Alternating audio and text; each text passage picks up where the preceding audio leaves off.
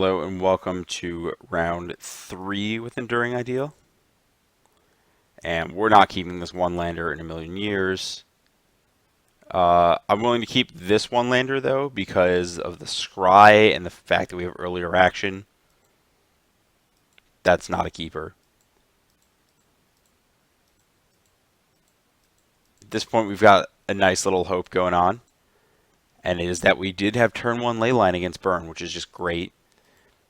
And now we have the next best lineup, which is get locked out of the game.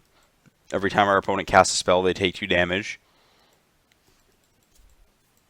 But they didn't really take enough early damage to super punish them for that, but it's kind of cool. We take a little bit of damage there. But again, we're under a ley line, so we're not in the worst shape. We're in the interesting part is that our opponent, because a ley line has like a lightning bolt that they want to spew, and they can spew it by killing their own Eidolon.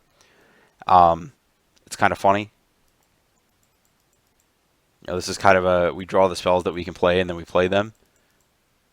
And I'm okay with eventually just killing my opponent's Eidolon. I'm not actually going to kill them with their own Eidolon. I'm going to get to the point where something else kills them.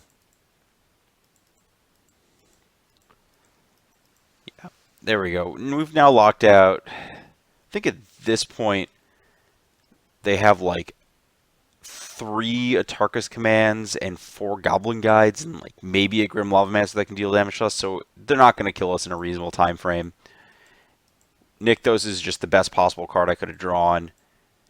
And it's actually possible the correct play there was just second Leyline of Sanctity to really hammer home that my opponent is no longer in the game. But I went kind of mana efficient, I guess.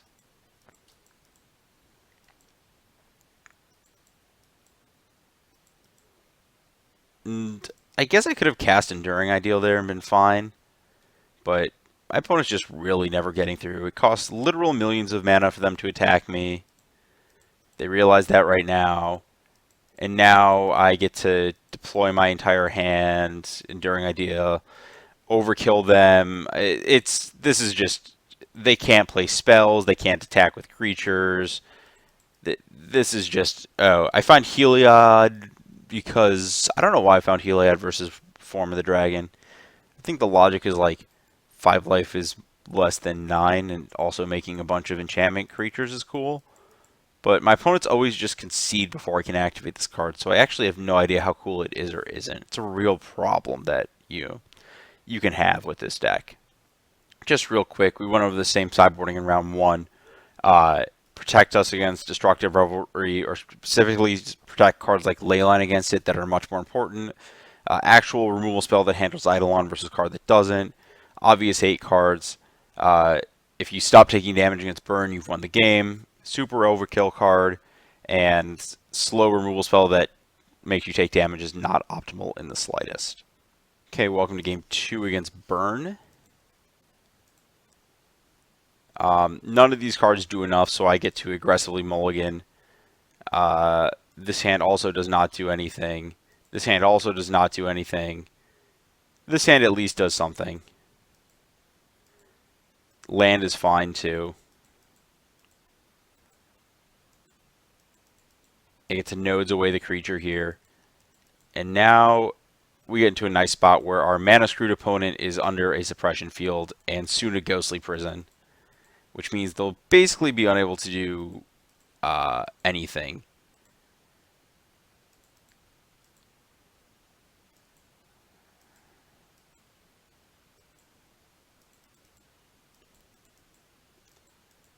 Yeah, they're in a problem spot. I choose Lava Spike. They're stuck on mana. They've used a Rift Bolt. They used a Lightning Bolt. I'm just protecting against the most common remaining 1-cost burn spell. Because again, I've locked them out of doing all of the fun things. And I'm casting that in the dark because I'm ramping up with Nykthos. And I believe, yeah, we're 1 mana short. It's 4, we're 1 pip short, because otherwise you'd go 5 and then play the next Nykthos and then get up to 7.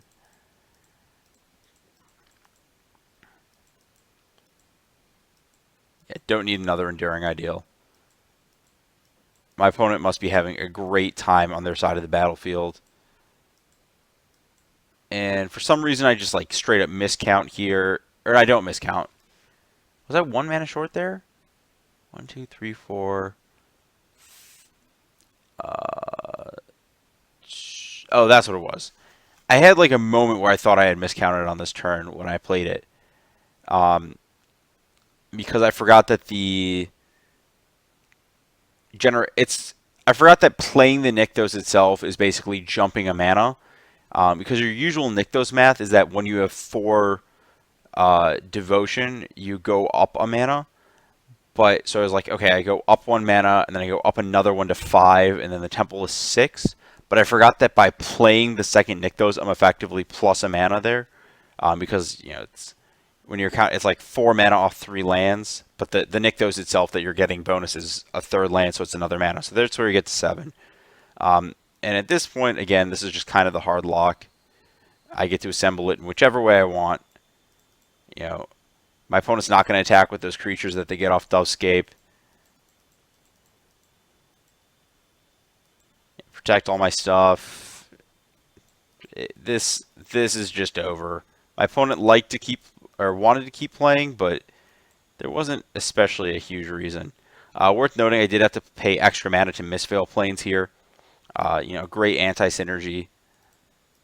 And at this point, I form of the dragon because there's just literally nothing I can imagine going wrong.